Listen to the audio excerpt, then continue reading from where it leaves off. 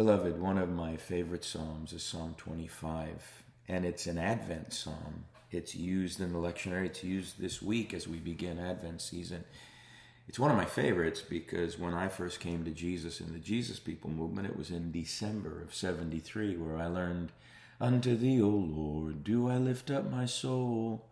Unto thee, O Lord, do I lift up my soul. And let me not be ashamed, let not mine enemies triumph over me." And here's the thing, because the Advent season is about celebrating the coming of the Lord as a babe in a manger, his coming as the incarnate Son, and his ultimate coming as the consummator of all the ages. But it comes intermingled with centuries of Christmas celebrations in a consumer-driven culture that's affected our expectations. We have unconscious expectations of perfect family gatherings. We got them growing up watching Disney and reading Life with Father by Clarence Day. Flawless celebrations. We want our traditions filled and fulfilled the way we read about in all the fairy tales. Then we grow up and discover it doesn't work like that at all. And all the pressure to want and long for those things on this side of the eternal divide creates anxiety, and it leaves us feeling inadequate and disconnected from the true meaning of the season. And so, unto thee, O Lord, do I lift up my soul. Surrendering our hearts to God at this season, I would argue, means letting go of the need to perform or live up to these unrealistic expectations in a flawed and broken world, especially with our family members. None of them are perfect. I'm talking to all of you.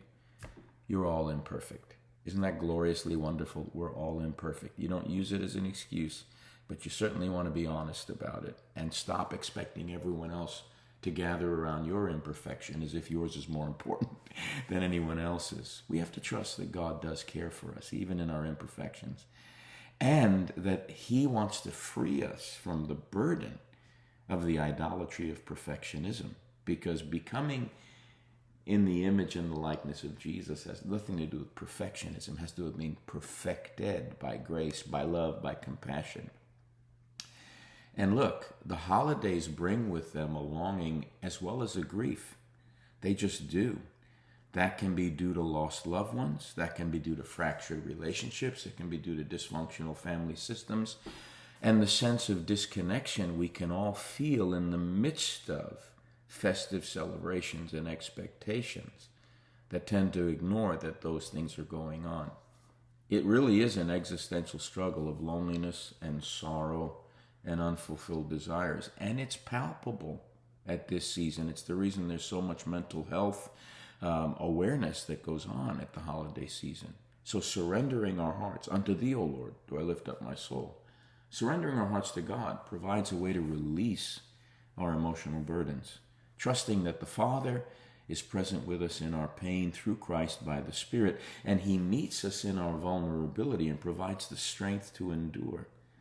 The holidays can become an opportunity to invite God into the spaces we feel most disconnected and allow him to bring healing and restoration so we can find true peace in the middle of the chaos that's always there.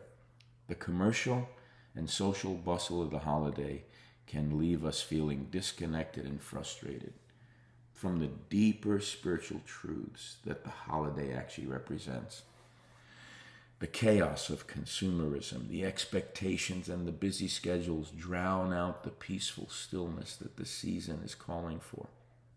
Unto thee, O Lord, do I lift up my soul. Trusting him to care for us shifts our attention from the external distractions back to our internal peace that's offered to us from the inside out by the God who is our peace.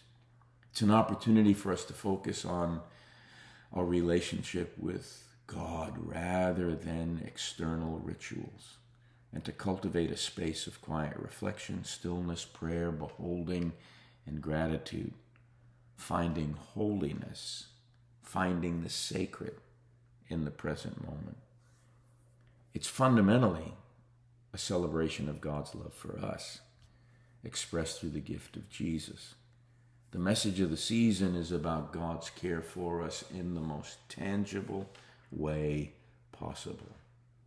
Mary's boy, God became flesh, as Eugene Peterson said, and moved into the neighborhood. And we can allow his love to transform our experience of a season that can have quite a few challenges. So what do I want to leave us with? Let me not be ashamed. Let not mine enemies triumph over me. How, Lord? Let go of the burden of control.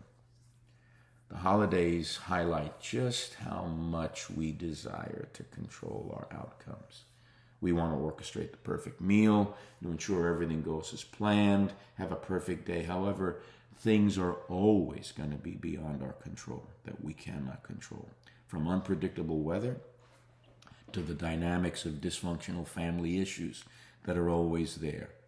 And so surrendering our hearts to God, unto thee, O Lord, do I lift up my soul, during this season is an opportunity to release the need to control and to trust that God has his intent and his eternal purpose that's ever working to sum up all things in Jesus, to him who was and is about to arrive. He wants to break into the present moment with all of that wonderful compassion and love and forgiveness. So the act of surrender unto thee, O Lord, invites us to harmonize with him, yield our hearts to him with a deep sense of hope, trusting that God is working in our lives in ways we may not immediately see, and in the lives of our loved ones and irregular family members. It's about embracing the hope that comes from knowing God will finish what he started, and everything eventually is going to be all right. Let's enjoy the holiday season, and let's surrender our souls to the God who will not let us be ashamed and will not allow our enemies to triumph over us. Let's have a great weekend.